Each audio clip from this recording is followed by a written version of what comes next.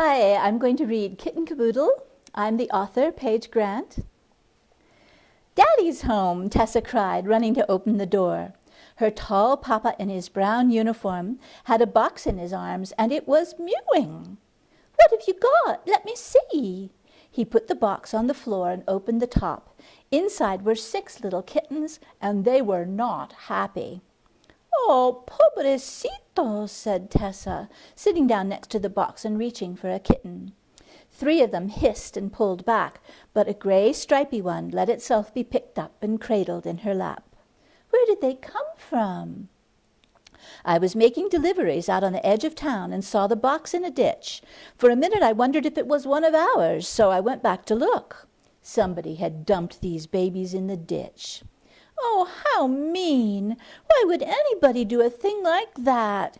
Come here, Hita," she said to a little black and white one who was wandering off to explore. Mama came in to see what was keeping Daddy from coming into the kitchen for his homecoming hug. "Oh, my goodness," she said, and scooped up the wanderer, who drew back in surprise at first, but then settled into her arms. "Somebody left them by the road in that box," said Tessa. "Oh, dear," said Mama. "People don't fix their cats and dogs, and then when they have too many babies, they don't know what to do with them. It's such a shame. Look at these sweeties." Mama touched noses with the little black and white kitty, who had a face like a flower. "Can we keep them, Mama?" Tessa begged. "Oh, no, sweetheart, not the whole Kitten Caboodle. Maybe one. I've been thinking it was time we found us a kitty." "What's a caboodle?" asked Tessa. Mama grinned. "Kitten Caboodle is sort of like the whole enchilada," Daddy explained. "Maybe each of you girls can pick one to keep, and Tessa can see if she can give the others away at school. But maybe we can keep the whole bunch for long enough that they learn to like people," Mama said. "Some of them are a little suspicious right now. They'll have a better chance of being adopted if they're friendly little cats." While Mama made supper, Daddy and Tessa fixed a litter box for the kitties with sand from the arroyo. They made a soft bed for them with an old pair of pajamas and put some water down for them. The kittens lapped the water thirstily and then headed for the kitchen, following the food smells, and cried their scratchy, wide-mouthed cries, making it plain they wanted something to eat. Mama and Daddy conferred about what to feed the kittens that wouldn't upset their tummies, and settled on some cream of wheat with the water from a can of tuna mixed in. The kittens polished off every bite, washed their faces with their paws, and purred. Tessa carried them to their pajama bed, where they curled up together and fell asleep. "You are the cutest little Kitten Caboodle," she whispered to them. After a week with Tessa's family, the kittens were all asking for chin scratches and curling up on laps. Tessa asked her teacher if she could bring the kittens to class to see if any of the other kids might want to take one home. Her teacher sent a note home with her students, with a permission slip for parents to sign if they were willing for their child to adopt a kitten.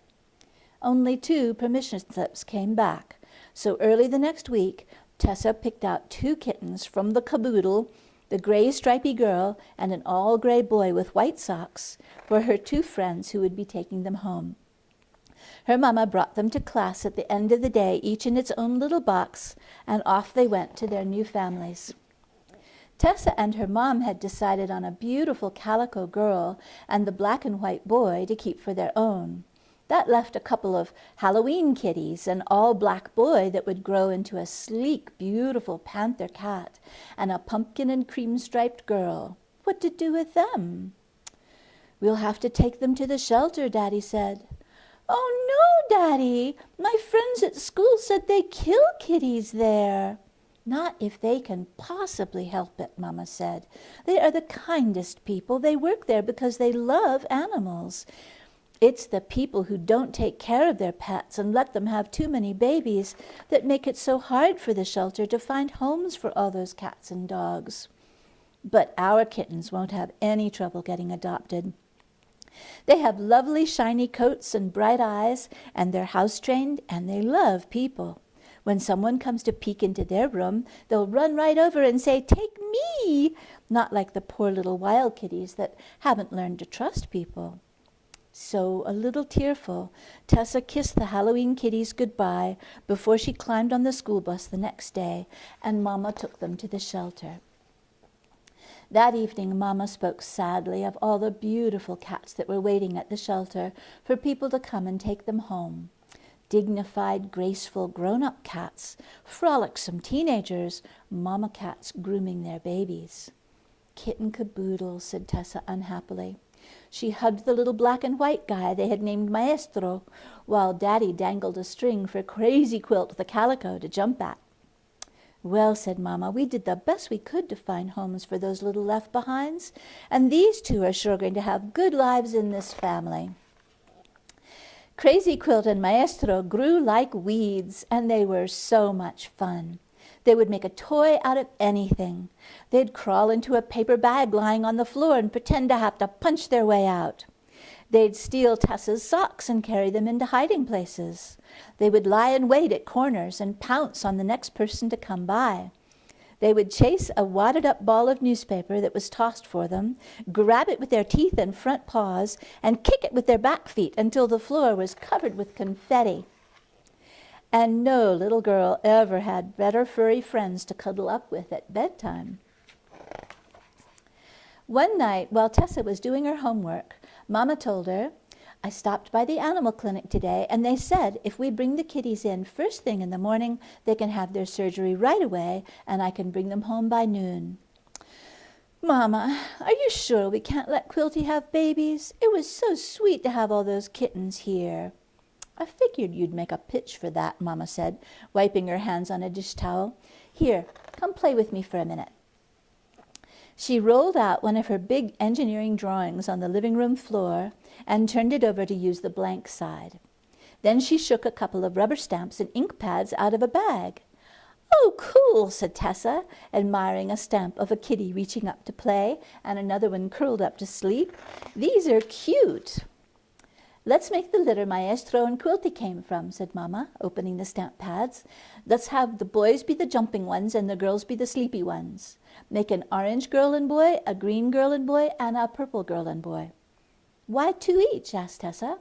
You'll see in a minute, said Mama. Tessa shrugged and stamped a circle of 3 stretchy cats and 3 curled-up snoozy cats in 3 different colors. Now let's pretend each of the girls grows up and has a litter of 3 boys and 3 girls. Make the litters the same color as the mama. That's why I wanted to be sure we had 3 different colored mamas. 3 times 6, 18 kittens frolicked and snoozed across the paper. Now have all those girls grow up and have 6 kittens each. 3 boys and 3 girls? That's the way it works out on average. Wow, this is getting to be a lot of kittens, said Tessa, as she busily stamped out 9 times 6, 54 kittens. You do the green ones. Okay, said Mama, pulling the green stamp pad toward her. What happens next? Yikes, 27 girl cats grow up and have, Tessa reached for a pencil and wrote down the problem. 27 times 6 is 162 kittens. Okay, Mama, I get it. I don't want to make that many stamps. Plus, we're running out of paper. You know what, though? There's actually even more kittens that would have been born in those 3 generations in our picture. If the mama kitties didn't get fixed after having 1 litter, they would keep having babies even as their babies grow up and have babies. Wow! Who's going to take care of all those kittens? Tessa and her mom looked at each other and nodded seriously. Okay, Quilty gets fixed, said Tessa. And Maestro too. Girl cats can't make babies without boy cats helping. We need the boys to be neutered and the girls to be spayed. Will it hurt? No, they'll sleep right through it and just be a little sore for a day or so after. Maestro suddenly pounced in the middle of the paper and started batting the cat stamps around. Tessa grabbed him and gave him a hug. No kitten caboodles for you, big guy, she said. Mama hugged them both. You're such a good cat, Mama, she said. And you know what? There's a way we can have all the kitties we want. How? Said Tessa and Daddy at the same time. He had walked into the room in time to hear that last remark and was studying the big paper covered with cats. Man, that's scary, he said. The shelter has a foster program. They need families who can take kitties and raise them until they're big enough to be fixed and put up for adoption into a forever family.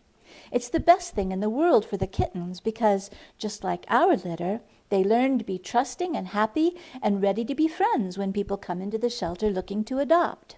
And wouldn't it be fun to have all those baby kitties around? Tessa clasped her hands and bounced on her knees. When can we start? You'll clean the litter pan every day, right? Said Daddy. Okay, sighed Tessa. That's not the fun part, but it's worth it to have all those kittens to cuddle. Let's go then, said Daddy. Can't wait for that kitten enchilada. Oh, Daddy. Oh, Diego, said Tessa and Mama together, and Tessa kitten swatted him just like Quilty and Maestro. And that's the end of the story.